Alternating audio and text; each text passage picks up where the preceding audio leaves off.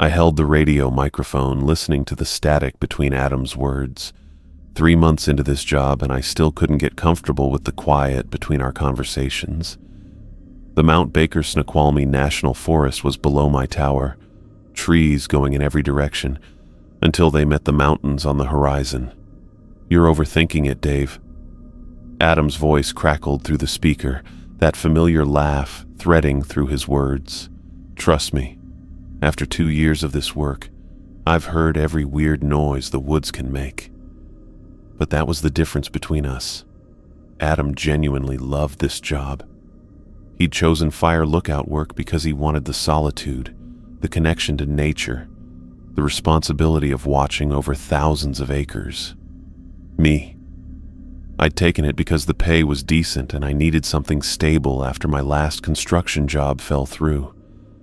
Now I was stuck here, alone, listening to sounds that made my skin crawl every single night. The transfer 2 weeks ago had made everything worse. Adam used to work this exact tower, and having him 40 miles north instead of right here left me completely isolated. Talking on the radio helped, but knowing the nearest person was that far away made the job feel different. Before, if something went wrong, Adam would have been here in a couple hours. Now I was on my own until the next supply run. I set the microphone down and walked to the window facing west. The afternoon sun made the forest look different. During the day, the place looked peaceful enough, pretty even if you could ignore how the trees seemed too close to the tower. But at night, when the darkness covered everything beyond my small circle of light, the forest felt completely different. The sounds started around midnight, most nights. Not normal animal noises. I'd grown up camping enough to recognize those. These were different. Screeches that went on too long, wails that seemed to bounce from multiple directions at once, and something that might have been crying if I let myself think about it too much. Last week, I'd heard what sounded like someone screaming far off in the trees, but when I'd radioed it in, the dispatcher said no hikers were reported missing and no one had called for help. I picked up the microphone again. "Adam, you ever hear anything that just didn't sound right? Like, not animal sounds, but something else?" The radio stayed quiet for longer than usual. When Adam's voice came back, it had lost some of its casual tone. "What kind of something else?" "I don't know. Screaming, maybe, or crying. Things that make you want to check the door locks even though you're 30 feet off the ground." Adam's laugh returned, but it sounded forced now. "Man, you're really letting this place get to you. Look, the acoustics out here play tricks on your brain. Sound bounces off the mountains weird, carries farther than it should. You hear a coyote howl from 5 miles away, and by the time it reaches you, it sounds like a woman crying." I wanted to believe him. Adam had experience I didn't have, and he'd never steered me wrong about anything job-related. But the sounds I'd been hearing didn't match any coyote calls I'd ever encountered. They were too deliberate, too human in their rhythm and tone, and they were getting more frequent. "Besides," Adam continued, "you said you've been there 3 months now. If something was really wrong, don't you think you would have figured it out by now?" 3 months. 94 days, to be exact. Though I'd stopped counting after the first week when I realized how slowly time moved up here. I'd thought the isolation would get easier, that I'd adjust to the quiet and start appreciating the peace like Adam did. Instead, every day made me more aware of how far I was from civilization, how long it would take for help to come if something went wrong. The radio crackled again. "Hey, I gotta run. Got some readings to take before dark. But seriously, Dave, try to relax. You're safe up there." Safe. I didn't feel that way as it got darker outside. I'd never felt less safe in my life, and I couldn't even explain why. Nothing had actually threatened me. No one had tried to break into the tower. I hadn't seen anything more dangerous than the occasional black bear walking through the area. But something about this place just felt wrong in a way I couldn't explain. I clicked off the radio and sat back in my chair, watching the forest as night came closer. In a few hours, when it got completely dark, the sounds would start again. The screeches and wails that Adam kept saying were just animals. The crying that couldn't possibly be human but sounded too real to ignore. And I'd sit here, 30 feet above ground in my metal tower, wondering if I'd made the biggest mistake of my life taking this job. The worst part was knowing I needed this work. The pay was better than anything else I'd qualified for, and the seasonal nature meant I could find other jobs during the off months. But every night, as those impossible sounds came up from the forest below, I found myself calculating exactly how much money I'd lose if I quit early, how long I could live on my savings, whether any job was worth feeling this scared all the time. The trees moved in a breeze I couldn't feel from inside the tower, their tops swaying together. Tomorrow I'd radio Adam again, probably ask him the same questions and get the same reassuring answers. He'd tell me I was overthinking things, that the woods were full of normal animals making normal sounds. And I'd try to believe him because the alternative, that something was genuinely wrong with this place, was too scary to really think about. But my gut feeling told me otherwise. The same feeling that had helped me avoid accidents on construction sites and steer clear of trouble in rough neighborhoods was warning me now, and it was getting harder to ignore. I was wiping down the weather instruments when the radio burst to life, Adam's voice cutting through the afternoon quiet. The sudden sound made me fumble the cloth I'd been using, nearly dropping it over the side of the platform. "Dave, you there?" Something in his tone made me set down the barometer I'd been cleaning and grab the microphone immediately. Adam sounded different, strained, like he was trying to keep his voice steady but not quite managing it. "Yeah, I'm here. What's going on?" The radio stayed quiet for a moment, filled with the usual static that accompanied our conversations. When Adam spoke again, his words came out carefully measured, like he was choosing each one on purpose. "I need to tell you about something that happened last night, around 2 a.m. I leaned back in my chair, already feeling that familiar knot forming in my stomach. Nothing good ever happened at 2 a.m. out here. The cleaning supplies sat forgotten on the small table beside me as I focused entirely on Adam's voice. I was doing my rounds, checking the instruments, when I saw someone walking out of the trees. A man, maybe 50 or 60 years old, wearing this really old-fashioned hunting outfit, wide-brimmed hat, leather boots that looked like they belonged in some Western movie. The whole getup seemed decades out of date. I found myself gripping the microphone tighter. What did he want? Directions. He asked me how to get to the nearest town. Adam paused, and I could hear him breathing over the static. So I pointed east, told him the main road was about 15 miles that way. Pretty standard stuff, right? Except the pause stretched on long enough that I started to wonder if we'd lost connection. I was about to call his name when Adam's voice returned, quieter now. "Dave," this guy just stared at me. Not like he was confused or grateful or anything normal. His eyes were completely empty, like looking into a hole instead of a person's face. It made my skin crawl. I put the microphone down for a second and rubbed my hands on my jeans. They were all sweaty and I hadn't even noticed. The afternoon breeze that was cooling the tower wasn't enough anymore, and now the space felt stuffy and hot. "Did he say anything else?" I asked, picking up the radio again. That's the weird part. I offered him water. Figured anyone wandering around the forest at 2 a.m. had to be dehydrated or lost or something.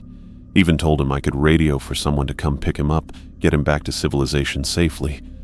But he just shook his head and walked back into the trees. Didn't thank me. Didn't ask any follow-up questions about the directions. Just disappeared.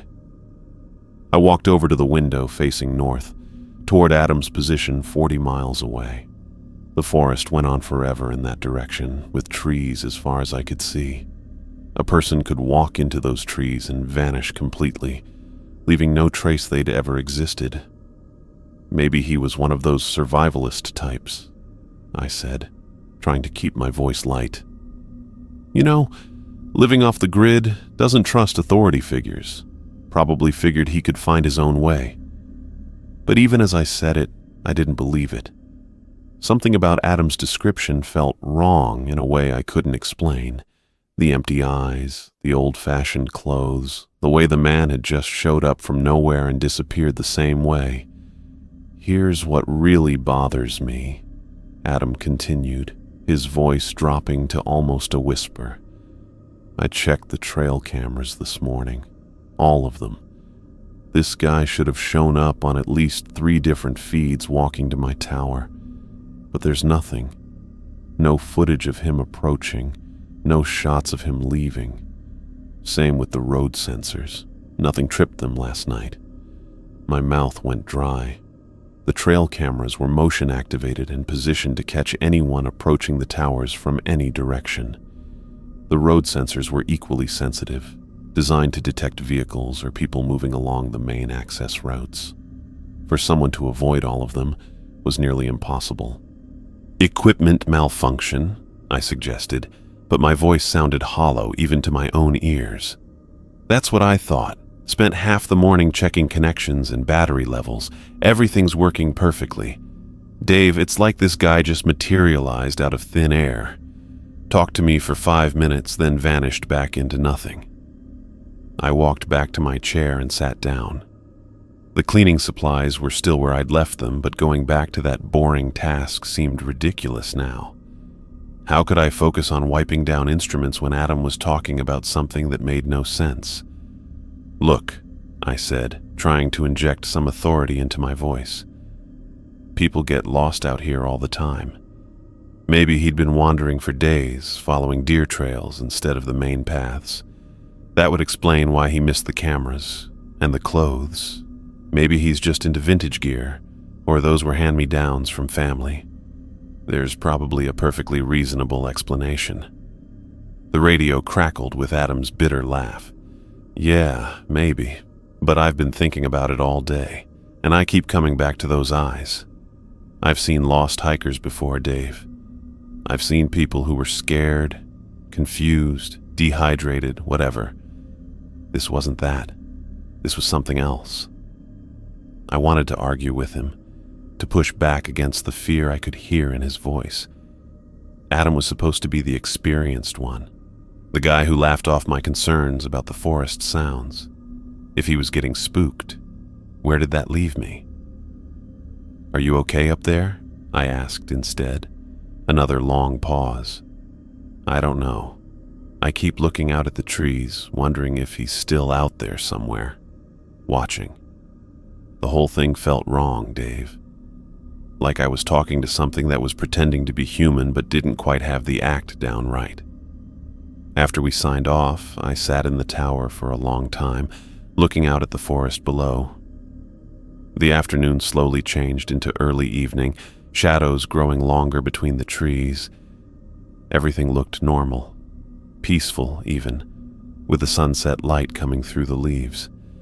But Adam's description kept playing in my head. The empty eyes, the old-fashioned clothes, the way security systems hadn't caught someone who was definitely there. I tried to come up with normal explanations for each thing, but nothing made sense. I started cleaning my equipment to keep busy. The weather tools, the radio stuff. I wiped everything down while I kept thinking about Adam's story. By the time I finished, it was completely dark outside. That's when the sounds started. They were worse than usual tonight, not just the odd screech or wail I was used to, but lots of noises coming from everywhere at once. Crying that sounded almost human, howls that went on too long for any animal I knew, and something that could have been laughter if it wasn't so creepy. I kept checking the door locks all night, the bolt I put in after my first week, the chain I added later, even the basic lock on the handle. I checked them all several times. Even 30 feet up in this tower, I still felt unsafe. Every time I walked past a window, I looked down at the ground, thinking I might see someone in old-fashioned hunting clothes looking up at me with empty eyes. It was too dark to see clearly, but things seemed to move between the trees, always just out of clear view. I tried telling myself it was just branches moving in the wind or my imagination going crazy after Adam's story. But those explanations didn't feel right, like I was just trying to keep myself from freaking out. The sounds kept going until morning, only stopping when daylight began. By then, I was totally exhausted, but too on edge to sleep. I made coffee with shaky hands and sat at the radio, wondering if I should call Adam to see if he'd heard anything weird. But I didn't call.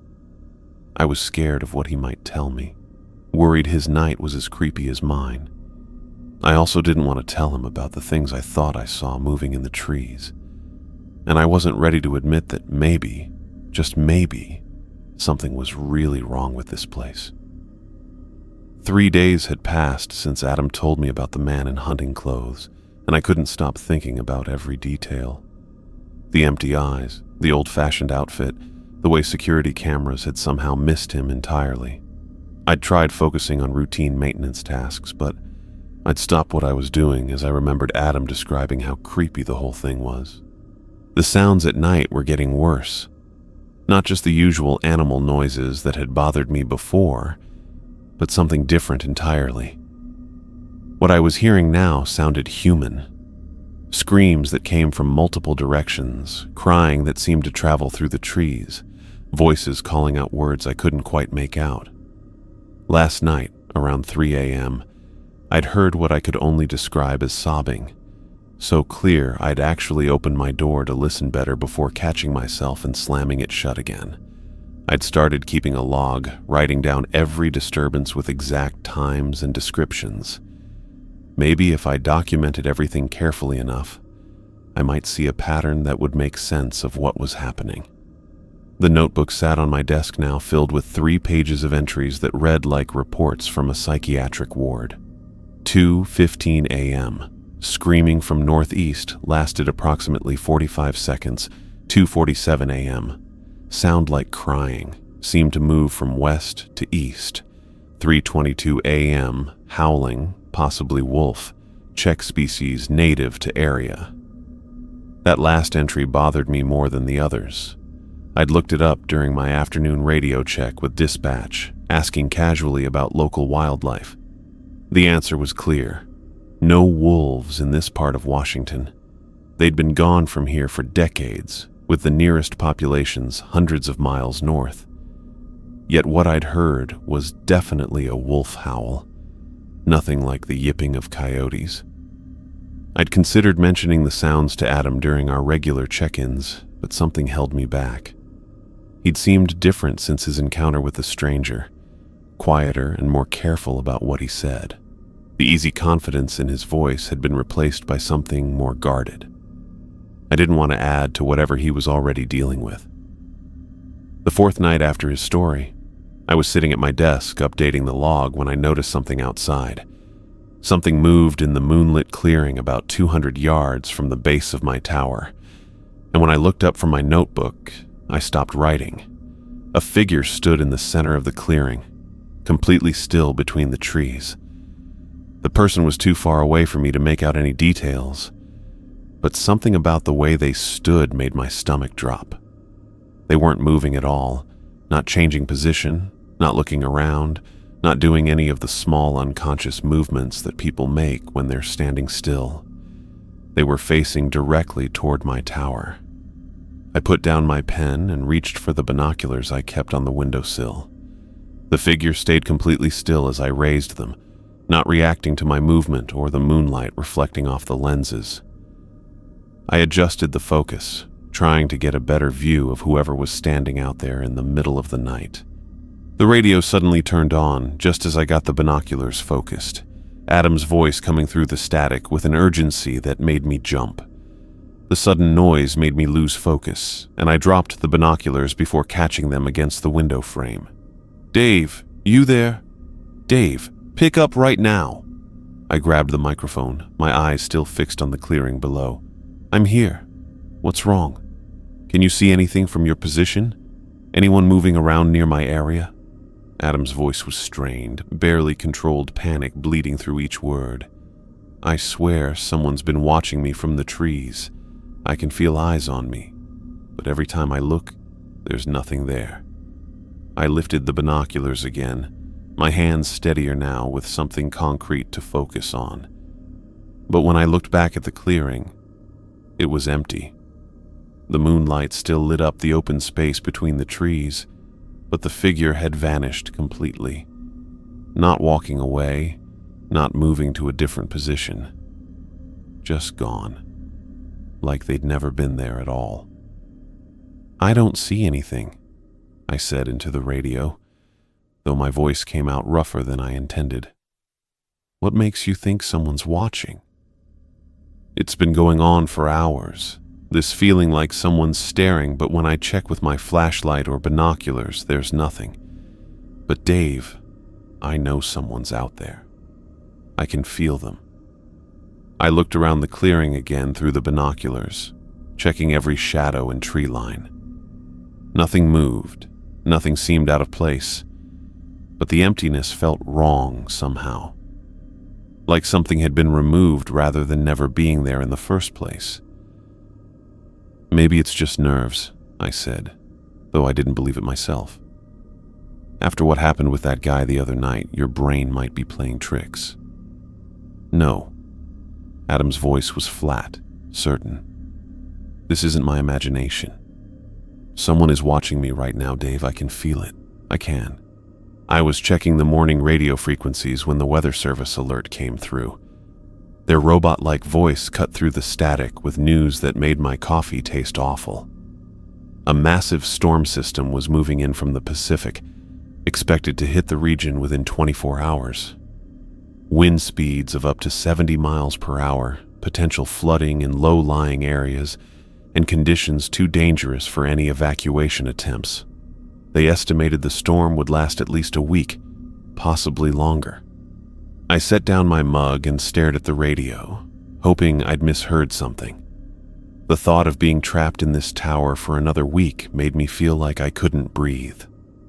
3 months of strange sounds and unexplained disturbances had already pushed me close to my breaking point. The idea of enduring all of that with no way to escape felt almost unbearable.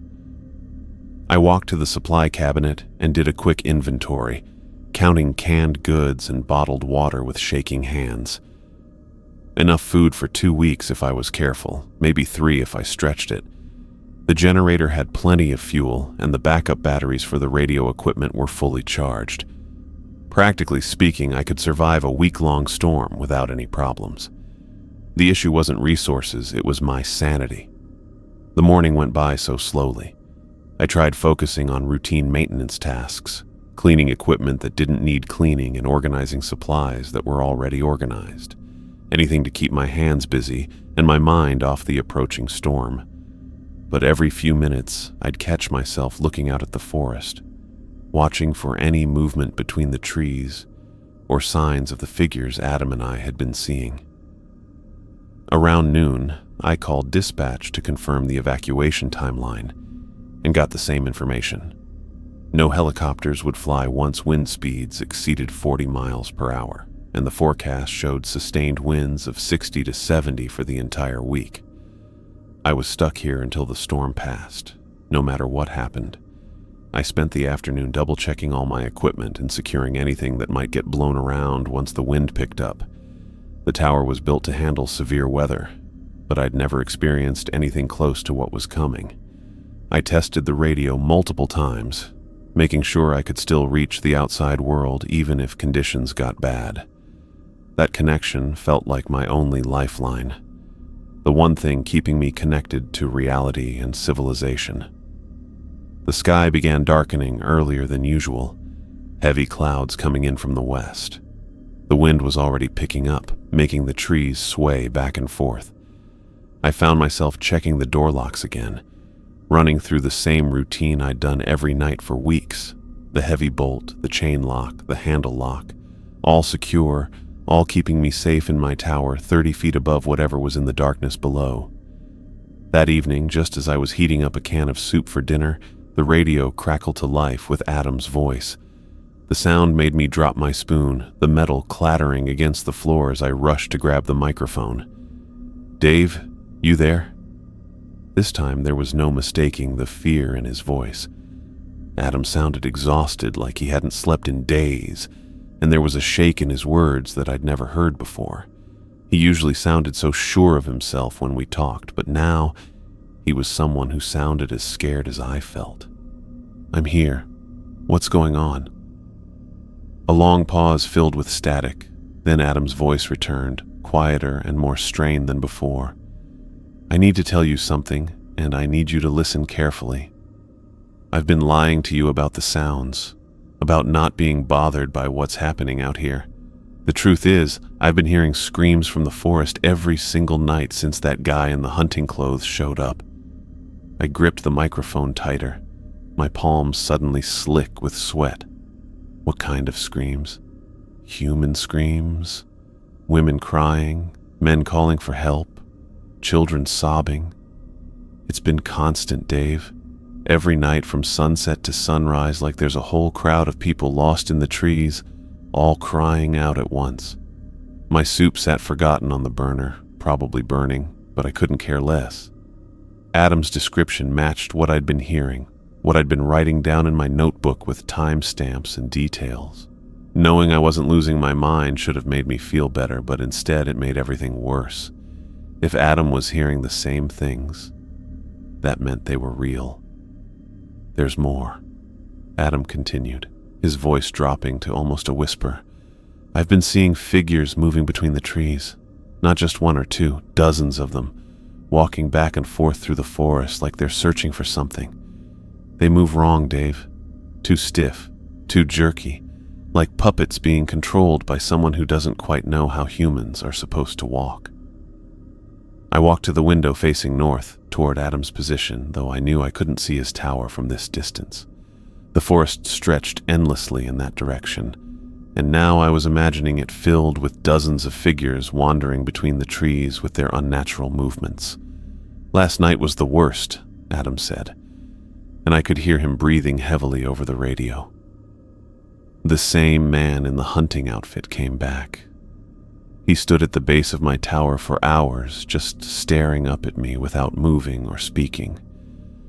I watched him through binoculars, and Dave, his eyes looked completely dead. Not just empty like before, actually dead, like a corpse's eyes. My hand holding the microphone started shaking. Did he try to climb up? Did he do anything? No, he just stood there. For 4 hours, from midnight until 4 a.m., he never moved a muscle. Didn't shift his weight, didn't look around, didn't even blink when I shined my flashlight on him. He just stared up at my tower like he was waiting for something. I tried to think of something rational to say, some explanation that would make sense of what Adam was describing, but my mind felt blank.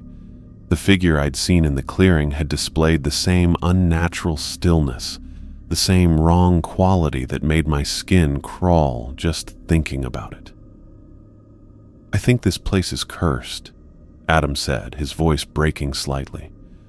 "Or haunted by something evil. I don't know what else to call it. There's something in these woods that isn't natural, isn't human, and it's been watching us this whole time." The wind outside picked up, rattling the windows of my tower and making the metal structure groan. The storm was getting closer, and with it, the certainty that I'd be trapped here for at least a week with whatever Adam was describing. "I can't take it anymore," Adam continued. "I'm planning to abandon my post as soon as this storm passes. I don't care about the money or the job or anything else. I feel like I'm losing my mind up here, and if I stay much longer, I'm afraid I'll end up like that guy in the hunting clothes, dead-eyed and wrong." I wanted to tell him he was overreacting, that there had to be logical explanations for everything we'd been experiencing. I tried to say the same stuff I'd been telling myself for months, but I couldn't get the words out, because deep down, I knew Adam was right to be scared. The sounds I'd been hearing, the figures we'd both seen, the way security equipment failed to catch things that were definitely there, None of it made any sense logically, but it all added up if you accepted that something supernatural was really happening in these woods, something that had been watching us all along. Maybe that's the smart thing to do, I said finally, surprised by how calm my voice sounded. Get out while you still can. After we signed off, I sat in the growing darkness, listening to the wind build outside and feeling the tower sway slightly in the gusts. The storm was almost here, and with it, a week of being completely cut off from the outside world. A week alone with whatever was moving through the trees below, whatever had been watching Adam's tower with dead eyes and unnatural stillness. I thought about my own plans to quit once the season ended, how I'd been counting days and calculating whether I could afford to leave early. Now, listening to the wind howl and remembering the terror in Adam's voice, leaving seemed like the only sane option. Whatever was wrong with this place, whatever supernatural presence lurked in the forest, we'd disturbed something that should have been left alone. The soup had burned while I was on the radio, filling the tower with the smell of scorched tomatoes and metal. I turned off the burner and scraped the ruined food into the trash, then opened a can of cold beans for dinner instead. The mundane task felt surreal after Adam's confession, like trying to maintain normal routines while acknowledging that nothing about our situation was normal anymore. Outside, the first drops of rain began hitting the windows, harbingers of the massive storm that would trap me here for the next week. I checked the door locks one more time, tested the radio equipment, and settled in to wait for whatever was coming. Because if Adam was right about the supernatural presence in these woods, the approaching storm wouldn't just trap me in my tower, it would trap me with something that had been patiently watching and waiting for exactly this kind of opportunity. I pressed my back against the supply cabinet, hands clenched into fists as another gust of wind slammed into the tower. The entire structure groaned and swayed, metal joints protesting against forces they weren't meant to endure. 2 days of this relentless assault had turned my nerves into exposed wires, jumping at every sound that wasn't the constant roar of wind and rain. My notebook lay open on the desk, but I'd stopped making entries yesterday. What was the point of documenting strange forest sounds when the storm drowned out everything else? The howling wind had become a wall of noise, so loud and persistent that my ears had started ringing from the strain. I'd given up trying to sleep more than an hour at a time, startled awake whenever a particularly strong gust made the tower lurch sideways. The weather service had been right about the wind speeds. Through brief glimpses out the rain-streaked windows, I'd watched trees bend at impossible angles, their trunks curved like drawn bows. Branches crashed down constantly, some large enough to shake the ground when they hit. The access road below had disappeared under a carpet of debris that would take crews weeks to clear once this nightmare ended. I'd been rationing my food since yesterday, uncertain how long the storm would actually last. The radio worked intermittently, picking up fragments of emergency broadcasts between bursts of static, but I hadn't been able to reach Adam since our conversation 3 days ago. Every attempt resulted in dead air, leaving me to wonder if his radio equipment had failed or if something worse had happened. The isolation was getting to me in ways I hadn't expected. Being cut off from civilization was one thing, but being trapped in a metal box while nature tried to tear it apart was something else entirely. I'd started talking to myself, muttering reassurances that the tower was built to withstand this kind of punishment, that the storm would pass eventually, that help would come as soon as conditions improved. Around what I estimated to be late afternoon on the second day, something changed in the storm's pattern. The wind was still howling, still shaking the tower like a toy, but underneath that constant noise, I heard something that made me freeze in place. A voice, thin and desperate, cutting through the chaos outside. "Help me, please. Someone help me." I rushed to the window, putting my face against the glass and looking through the rain.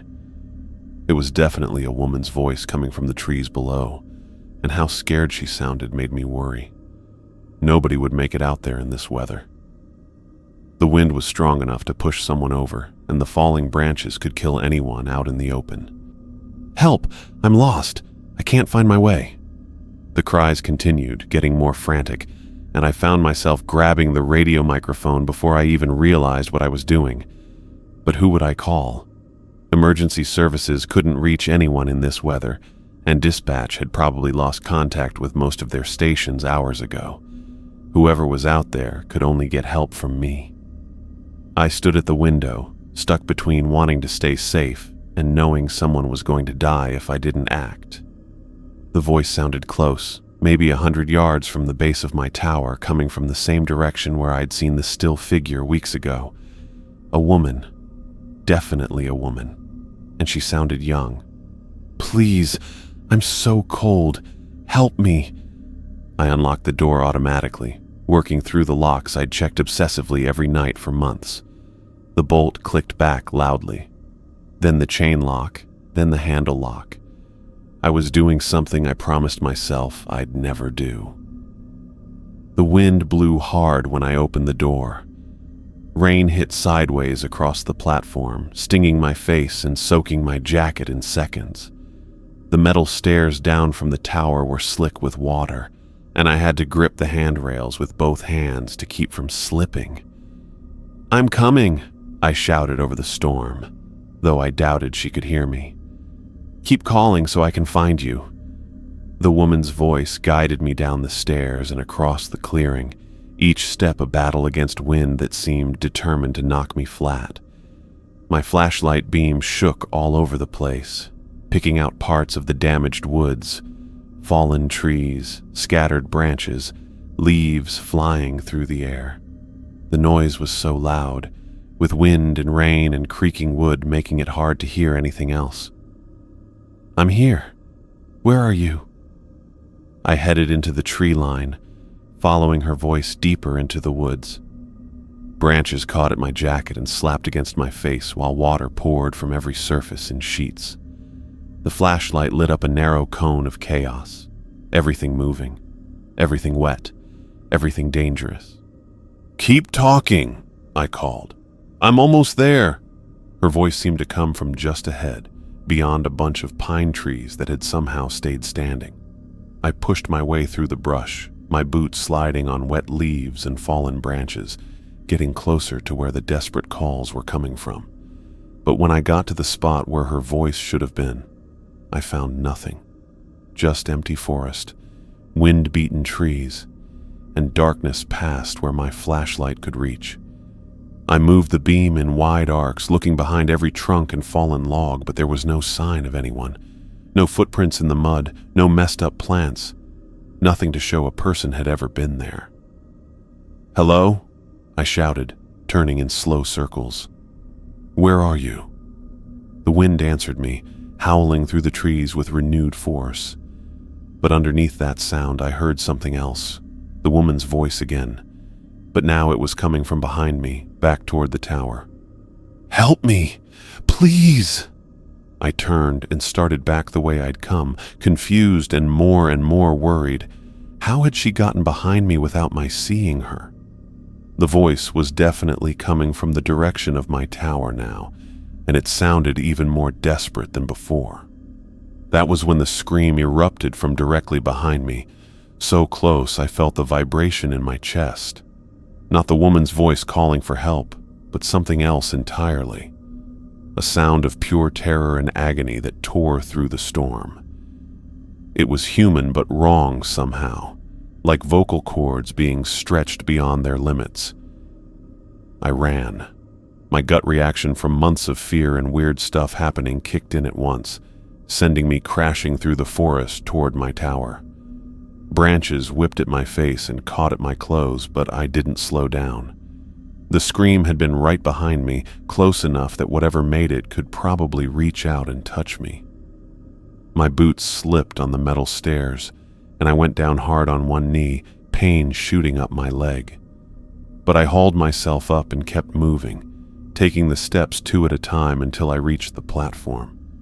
My hands shook so badly I could barely work the door handle, fumbling with wet fingers while the wind tried to tear the door from its hinges. Once inside, I slammed every lock into place. The handle lock, the chain lock, the heavy bolt. Then I grabbed the desk chair and wedged it under the door handle, creating a barricade that wouldn't stop anything determined, but made me feel a little safer. I stood there dripping on the floor, breathing hard, and trying to process what had just happened. There had been no woman in the forest. The voice had been a trap, something designed to lure me outside into the storm. And when I'd followed it, whatever was responsible had been waiting, close enough to scream right in my ear. Water pooled around my boots as I walked to the radio, really hoping someone would answer my call. But the only response was static, the same empty noise that had been my only company for days. I was alone up here with whatever was out there in the storm, watching me and Adam and who knows who else. I pulled off my soaked jacket and hung it on the back of my chair, then checked the door locks one more time. The storm would keep going for days, trapping me in this tower, knowing something was out there in the darkness that could copy a woman's desperate cries for help perfectly. The wind continued to batter the tower, but now every gust sounded like laughter. I pulled the blanket tighter around my shoulders, but the shivering wouldn't stop.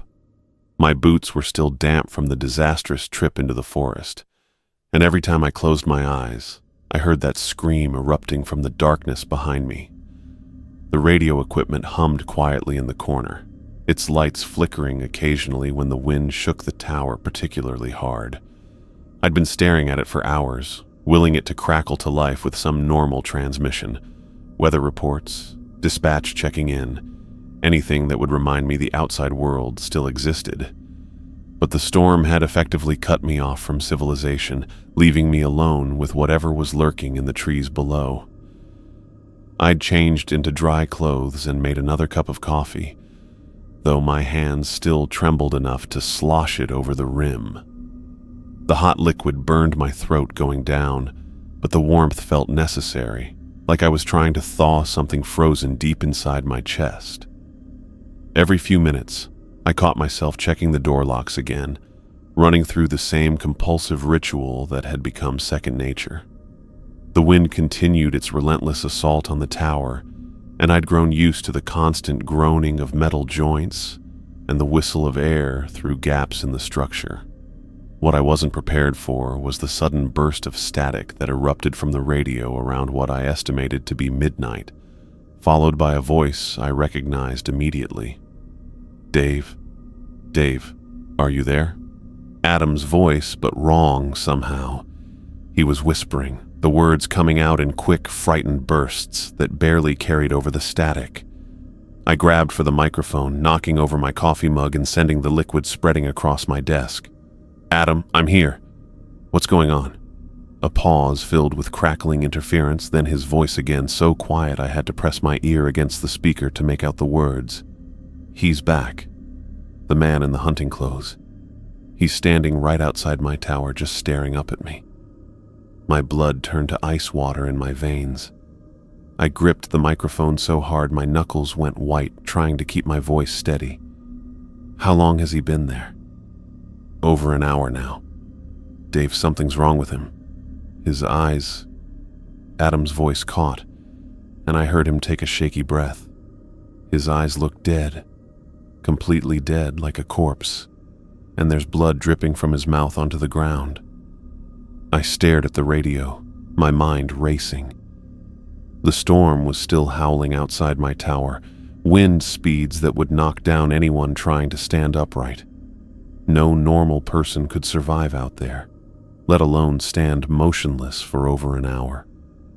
"Maybe it's not real," I said, though the words felt hollow even as I spoke them. "Maybe it's the storm playing tricks, making you see things that aren't there." "No." Adam's whisper was firm, certain. "He's real. I've been watching him through binoculars. And Dave, he hasn't moved a muscle, not once. Lightning keeps lighting up his face and he doesn't even blink. Just stands there with that blood running down his chin, staring up at my window like he's waiting for something. I walked to my own window, looking out into the stormy darkness. Trees bent and swayed in the wind, and debris flew past in sheets, but I couldn't see anything that looked like a human figure. The thought of that thing standing still in such powerful winds while blood dripped from its mouth made my skin crawl. "Listen to me," I said into the microphone. "Lock your door, barricade it with furniture. Don't let that thing get inside no matter what happens." Adam's breathing was audible over the radio now, quick and panicked. "Dave, I think he heard you. Oh God, he's moving." "What do you mean, moving?" "He's walking toward the ladder. His movements are all wrong, too stiff, like his joints don't bend right. He's climbing up, Dave. That thing is climbing toward me." My heart hammered against my ribs as I pressed the microphone button. "Barricade the door. Use whatever you can find." "I can't move," Adam whispered, his voice breaking. "I'm frozen. I can hear him on the ladder, metal clanging with each step. But it sounds wrong. Too heavy, like he weighs more than a person should." I wanted to help, wanted to do something useful, but 40 miles of storm-ravaged forest separated us. All I could do was listen to my friend face whatever was climbing toward him in the darkness. "He's almost at the platform," Adam continued, his voice dropping to barely a whisper. "I can see the top of his hat through the window. Dave, I don't think this is human. The way he moves, the way he's climbing in this wind, no person could do this." Static filled the radio for several seconds. Then Adam's voice returned as a terrified whimper. "He's at my level now, standing on the platform, looking right at me through the glass. Those dead eyes. There's nothing behind them, Dave. Nothing at all." "Hide!" I said desperately. "Get away from the windows and hide!" A sound came through the radio that made every hair on my body stand up. Adam screaming, a raw sound of pure terror that cut through the static like a knife. Then came the unmistakable noise of splintering wood, loud crashes as furniture was thrown around, and something heavy hitting the floor with enough force to shake the entire structure. "Adam!" I shouted into the microphone. "Adam, respond!" But there was only static now, just the empty hiss of a dead channel. I tried fixing the frequency, checking all the connections, anything that might help me get back in touch with my friend's tower. Nothing worked. The radio couldn't pick up anything from the direction where Adam should be answering. I kept calling his name over and over, my voice getting scratchy as the hours went by. The storm kept going wild outside, with wind and rain hitting my tower, while I sat bent over the radio stuff, trying hard to reach Adam on any channel. But there was just nothing coming through, except for some bursts of static and the robotic voices from far-off weather stations. It was still going to be hours until morning when I finally had to face what the silence meant.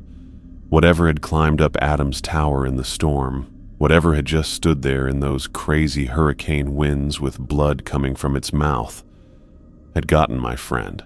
The empty static on the radio meant Adam Miller was gone. I fell back in my chair, looking at the radio screen as it went through all the frequencies, looking for any sign from the tower 40 miles north.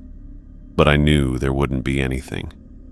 Adam was gone, and I was all alone now, stuck in this metal tower while the storm kept going and something not human moved around in the dark below. I'd lost count of how many times I'd gone through the radio frequencies, my fingers turning the dial while my eyes hurt from staring at the display.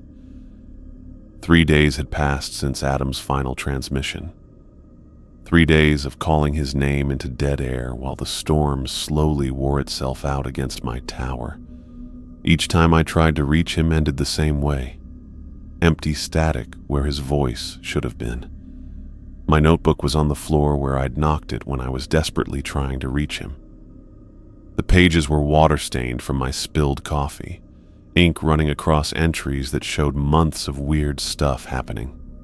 None of those notes mattered now. I had to listen helplessly from 40 miles away. The wind had finally dropped to normal around dawn, though rain still hit steadily against the windows. I'd gotten maybe 6 hours of sleep total since hearing Adam scream, getting a few minutes of rest before waking up suddenly with his voice in my head. My hands shook all the time now. Whether from being tired or scared, I couldn't tell anymore. When the helicopter showed up through the clearing clouds that afternoon, its rotors cutting through air that had been calm for less than 12 hours, I felt relieved. The rescue team had come as soon as the weather allowed, just like they'd promised when the storm first hit. I packed my important stuff like a zombie, throwing clothes and documents into a duffel bag while the pilot waited on the platform outside. "You okay up here?" the lead rescuer asked as I climbed into the helicopter, his eyes scanning my face with professional concern. Storm was pretty intense. "I need you to check on Adam Miller," I said, gripping his arm tighter than necessary. "Tower 7, about 40 miles north. I lost radio contact with him 3 days ago during the worst of it." The man nodded, making notes on his clipboard. "We'll get a team out there as soon as we drop you off. Could be equipment failure from the storm." I wanted to explain about the figure with dead eyes, about the blood dripping from its mouth, about the sounds of destruction that had come through the radio. Instead, I just repeated Adam's location and stressed that something was wrong, that he needed immediate help. The helicopter lifted off, carrying me away from the tower that had been my prison for over 3 months. Below, the forest stretched out everywhere, trees broken and damaged from the storm, but still thick enough to hide anything moving through them. I pressed my face against the window, looking around at the trees for any sign of Adam's tower, but the distance and debris made it impossible to see anything useful. Seattle came into view through the clouds, with buildings and city life instead of trees. Regular buildings, regular people, regular problems that had nothing to do with strange creatures climbing towers during big storms. The pilot landed at a helipad near the medical center, where I was supposed to get a checkup after my storm experience. The news about Adam came while I was sitting in a waiting room, filling out paperwork that asked about my physical and mental state. A forestry official found me there and told me what happened. "We checked the tower you were concerned about," she said, settling into the chair beside me. "I'm afraid we found signs of a disturbance." My pen stopped moving across the form. "What kind of disturbance?" The interior showed evidence of a struggle. Furniture was damaged, radio equipment destroyed, but there was no sign of Mr. Miller himself. She paused, choosing her words carefully. "We found some unusual markings on the walls, deep scratches that our wildlife experts couldn't immediately identify." The scratches didn't surprise me. Whatever had taken Adam wasn't bound by normal physical limitations, and the sounds of destruction I'd heard through the radio had suggested something far beyond human strength. "What's the official determination?" I asked, though I already knew the answer would be inadequate. "The investigation is ongoing, but the preliminary assessment suggests Mr. Miller attempted to evacuate during the storm and became lost in the forest. Search teams are continuing to look for him, but the conditions during those 3 days..." She left the sentence unfinished. Lost in the forest. The official report would check all the boxes for paperwork and insurance, but it missed everything that made Adam's disappearance so weird. Nobody would go outside in winds that strong, and whatever I heard climbing his tower didn't care about whether that would kill a regular person. I went through the medical checkup on autopilot, answering questions about injuries and stress, while thinking about Adam's last radio call. The doctor said I wasn't hurt, but suggested therapy for trauma from being alone during the storm. I took the referral paper knowing I'd just throw it away later. The Forestry Service said they could help with a place to stay for a while and would call if they found Adam, dead or alive. They mentioned my job was still open if I wanted to come back after some time off. Good pay, they said, and they needed people with experience. I quit that same afternoon. I got a tiny, expensive apartment in Seattle's Capitol Hill. After months alone in the woods, just having people nearby felt good. I could hear neighbors through the walls, their TV shows, and talking, reminding me that regular life was still happening. I shopped in busy stores, waited in line for coffee, and rode packed buses with normal people doing normal things. It didn't help at all. I couldn't sleep anymore. When I closed my eyes, I'd hear Adam talking about dead eyes and bloody mouths. I'd wake up reaching for my radio, trying to answer calls that weren't really there. City noises at night, sirens, car alarms, people yelling, made me jump up in panic, thinking I was hearing those creepy forest sounds again. I got a job with a construction crew that tired me out enough to sometimes sleep through the night. My coworkers knew I'd been a fire lookout, but they figured I just didn't want to talk about my old job. Nobody asked why I wouldn't take jobs outside the city, or why I checked the weather all the time, or why I changed the subject whenever anyone mentioned forests. The guilt was worse than the bad dreams. I should have done more when Adam first said he saw someone in hunting clothes. I should have pushed harder for them to get us out when the weird noises started. I should have found some way to help when I heard him being attacked, instead of just sitting in my tower while something not human killed him. Common sense told me there was nothing I could have done. The storm made it impossible to go anywhere, and if I'd somehow made it to his tower, whatever was there would have just killed me too. But that didn't stop me from knowing my friend died scared and alone while I just listened. I never told anyone what really happened. Who'd believe me? A story about something not human, copying people's voices, about things that could stand still during hurricane winds, about creatures climbing towers with blood coming from their mouths. The official investigation had already decided what happened based on what they found and what made sense to them. I kept searching online for news about the Forest Service, looking for other missing people or weird stuff happening in the Mount Baker Snoqualmie area. I never found anything. Just boring updates and hiking info. Whatever got Adam was smart enough not to leave a pattern that would make people suspicious. Months went by. I moved to a bigger apartment, took more construction jobs, tried to act like a normal person. But whenever I saw news about missing hikers, my stomach tightened up. I couldn't shake the feeling I'd left something important behind in those woods. Not Adam. He was gone. But maybe I should warn others about what was hiding among those trees. The report about Adam Miller's disappearance was filed away and forgotten. Just another story about bad weather and dangerous jobs. Someone new eventually took his tower, probably sleeping fine through quiet nights, never thinking their radio calls might be answered by something that looked human but had much darker plans than giving directions to town. I knew the truth. But I also knew speaking up would just make people think I'd lost it. So, I kept quiet, stuck with what I'd seen while Adam's screams played in my dreams, and those empty eyes followed me in memories I couldn't escape. I was measuring 2x4s in the construction trailer when Rodriguez called out that someone had left the news on again. The small television mounted in the corner usually stayed tuned to whatever the last shift had been watching, and most of us ignored it while we planned the day's work. But something about the anchor's tone made me look up from my clipboard, and the words "missing fire lookout" shocked me. My pencil slipped from my fingers, rolling across the makeshift desk as I stared at the screen. The news graphic showed a Forest Service logo next to a photo of a young man with dark hair and a friendly face. James Harrison, 26 years old, disappeared from his assigned tower in Mount Baker Snoqualmie National Forest after losing radio contact during clear weather conditions. I started shaking.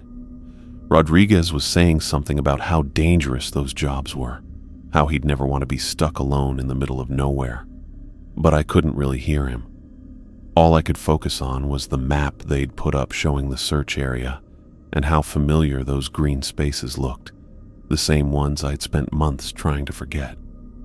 "Hey, Thompson, you okay?" Rodriguez touched my shoulder, concern creeping into his voice. "You look like you've seen a ghost."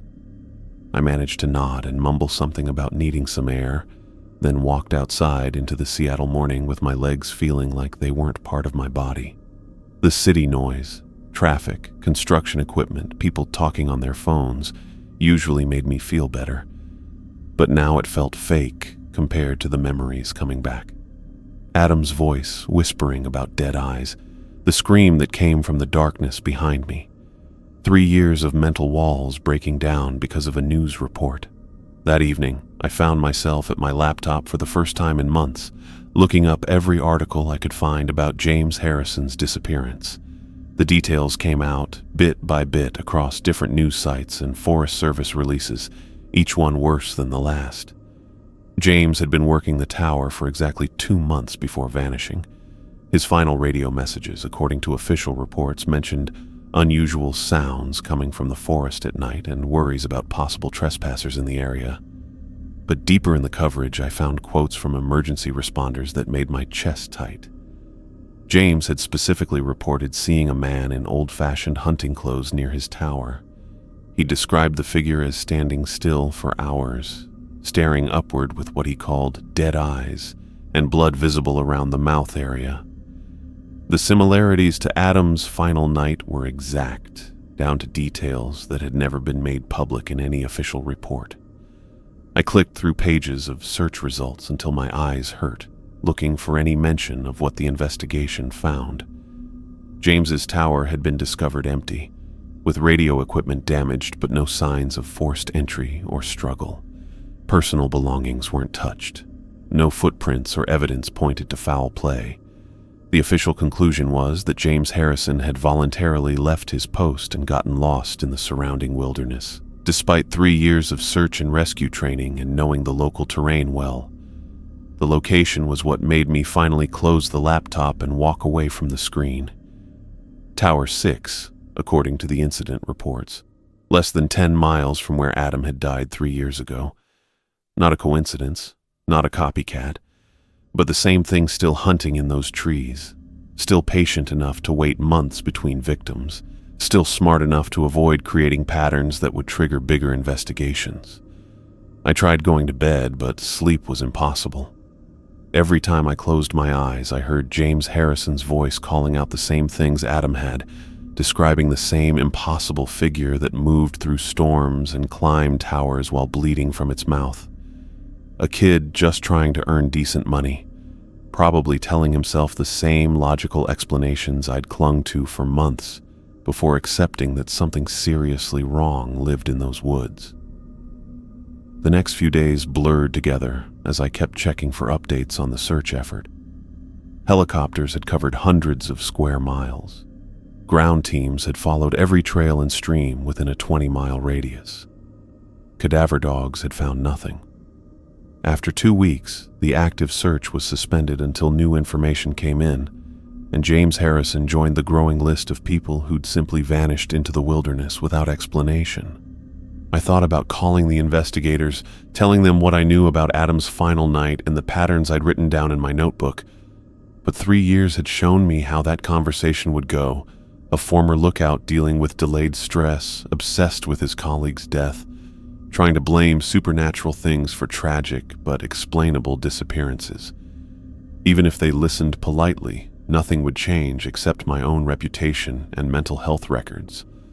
The logical part of my brain understood why official investigations reached the conclusions they did. Tower work attracted people okay with being alone, the kind who might decide to disappear into the wilderness if personal problems got too much. Equipment could break during storms. People made bad decisions under stress. The physical evidence never contradicted these explanations, and supernatural theories weren't acceptable options for government agencies writing official reports. But I'd heard Adam die over the radio. I'd followed a voice that wasn't human into a forest where something had screamed directly behind me with anger and hunger that no animal could make. James Harrison had seen the same figure, reported the same impossible behaviors, and vanished exactly like Adam during conditions that made survival unlikely, but not impossible for someone trying to disappear. Work became my escape again, the same way it had been during those first awful months after leaving the forest. Physical labor that tired my body enough to sometimes quiet my mind. My coworkers noticed I'd become more withdrawn, less likely to join them for drinks or weekend activities, but construction crews were used to people working through personal problems without asking too many questions. Weeks passed, then months, and the news cycle moved on to other tragedies and mysteries. James Harrison's disappearance became another cold case, another family left without answers, another reminder that wilderness work had risks that couldn't be completely eliminated through training and safety rules.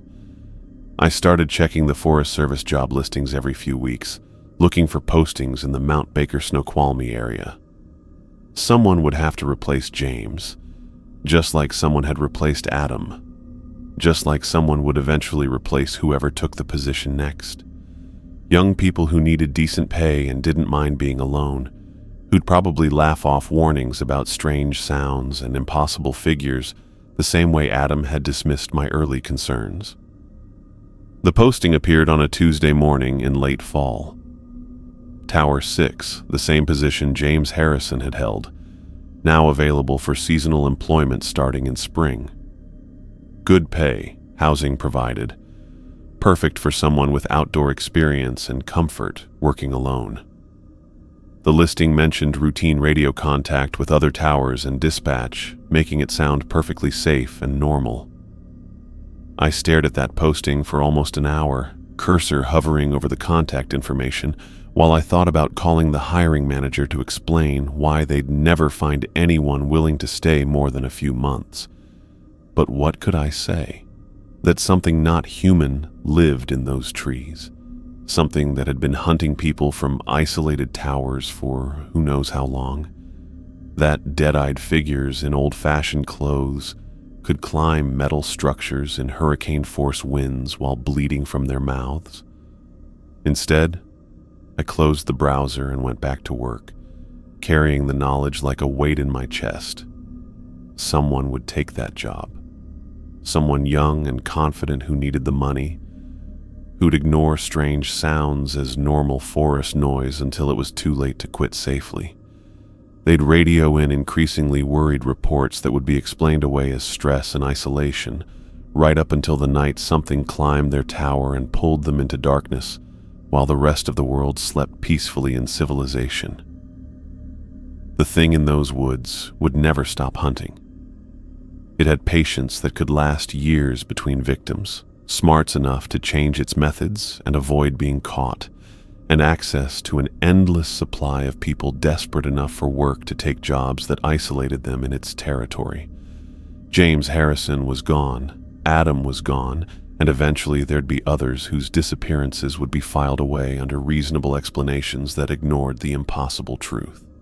All I could do was hope that whoever replaced James would be smart enough to quit after the first few nights of strange sounds, smart enough to trust their gut when dead eyes stared up from the darkness below their tower, smart enough to run before finding out what had happened to the people who'd tried to do their jobs in a place where something patient and hungry was always watching and waiting for the perfect moment to climb toward the light.